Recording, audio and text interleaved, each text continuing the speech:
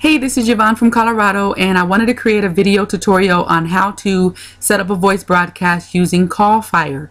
Again, as many of you guys know, I do like to do voice broadcasting so that I can get people in front of my Motor Club of America site.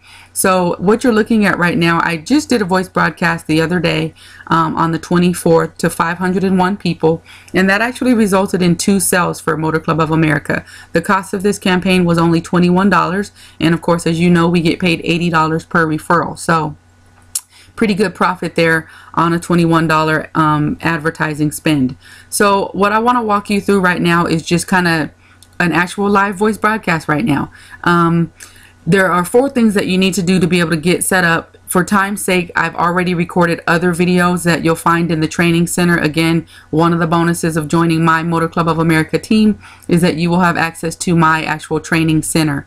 And in there, you'll actually have access to my my voicemails and the different things that I do. So I did already record a short video letting you listen in on the recordings that I have, because you have to put some recordings into the sound manager here. I've also the second thing you need to do is make sure that you have some money you want to upload, or pay like $35 would be good for you to go ahead and put into your balance here. The cool thing about CallFire is that you only have to pay for each broadcast that you do. You don't have to actually pay for the software. So unlike iBuzz Pro, where you have to, I believe, spend $250 or $500, CallFire is free except for you pay for the broadcast. So that's one of the cool things. Another thing you want is to have your caller ID number ready.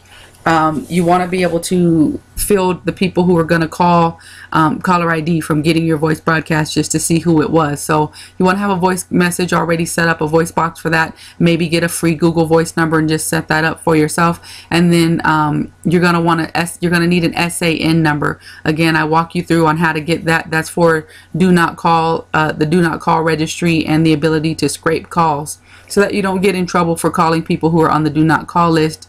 And then lastly, you need to have some leads. And for any of you guys that start with me, I do give you anywhere between 1,000 to 5,000 leads to get started, and you can use those leads and do your first voice broadcast campaign. You just want to go ahead and format those. Again, I do have another shorter video showing you how to format and get your phone numbers ready to upload. But for time's sake, let's just go ahead and walk through a voice broadcast right now.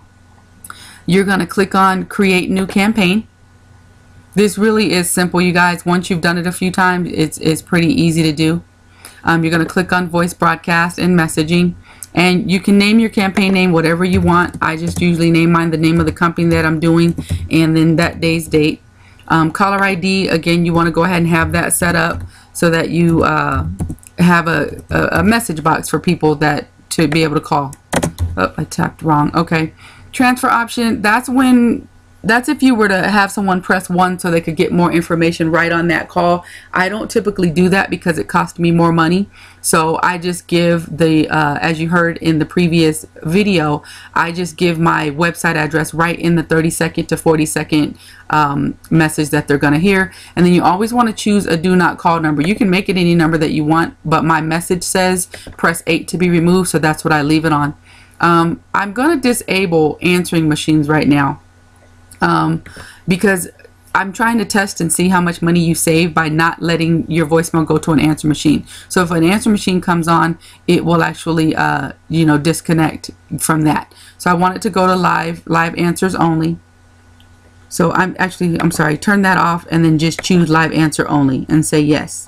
So it'll hang up on answering machines. Okay, so just click on live answers only, and this is actually going to save us a little bit of money. And then click the green button to keep going.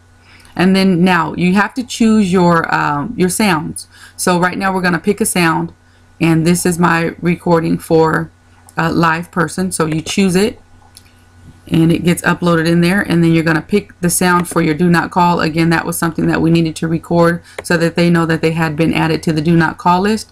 And then you're going to click on the green button. And then it walks you through. You can send a test call if you want. I don't typically do that. It's totally up to you. But again, like I told you, you need a SAN number, so you'll get that. The training site actually walks you through that, so you can get that as well. You're just going to initial your first and last initials and agree to the terms of service by saying I agree, and then hit submit campaign.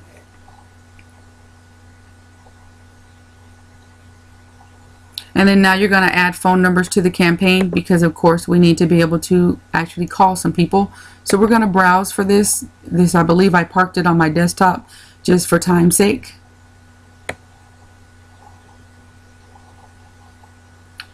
And where is it?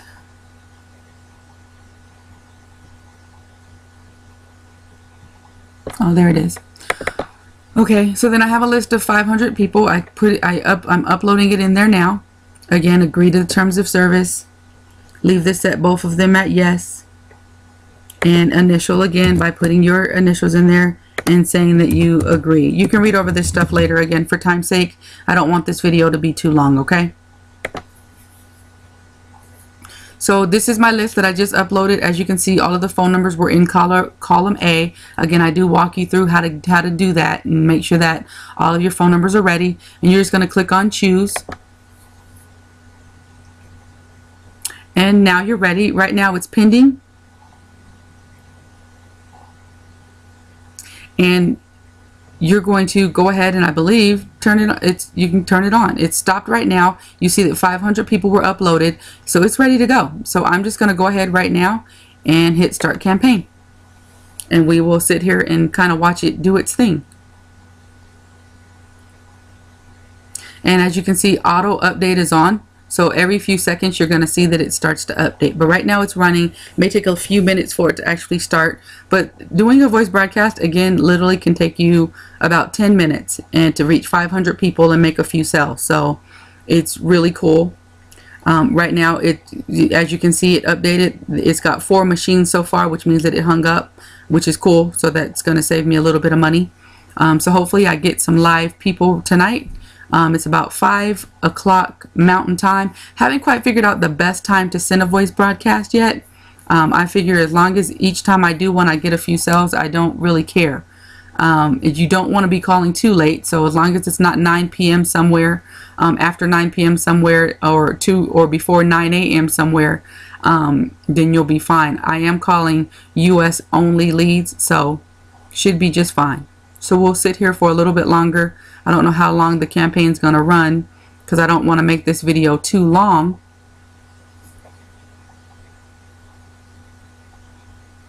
Actually, what I'm going to do is I'm going to pause, I'm going to let it run, and then we're going to come back and analyze. Okay, so we are back and my campaign is finished. It again went out to 500 people. The numbers are kind of similar. 184 live, 25 answering machines. Again, on this one, we actually hung up on the answer machine without leaving a message, so we could see if we could save some money. And then 74 no answers, only 4 people asked to not be called again, 2 busies, and then of course 7 errors and 4 miscellaneous. So let's kind of go look and see how much this campaign cost us. So let's click on it. And again, average talk time is only 13.47 seconds. On the other one, it was 40 seconds because, again, we used voicemails. So let's actually look a little bit. Where did we call? Okay, looks like we called everywhere. We did call Hawaii again. So let's see if we saved any money by not doing voicemails. Let's go to the billing summary.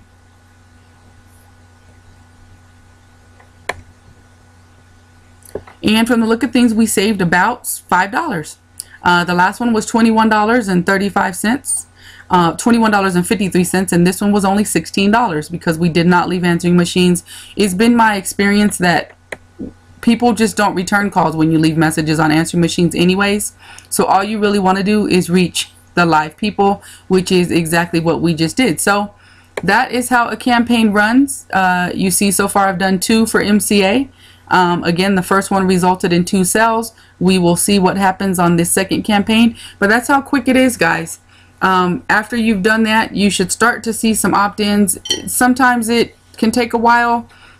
Sometimes you'll see them within just a few short minutes. So Again, that is how you do a voice broadcast. Of course, if you could do more, like pay for more, or do 2,000 people instead of 500, again, massive action equals massive results. So the more that you can do, the more money you'll make, the more signups you'll get, the more opt-ins you'll get. So that is it. That is it for my voice broadcast tutorial, and bye for now.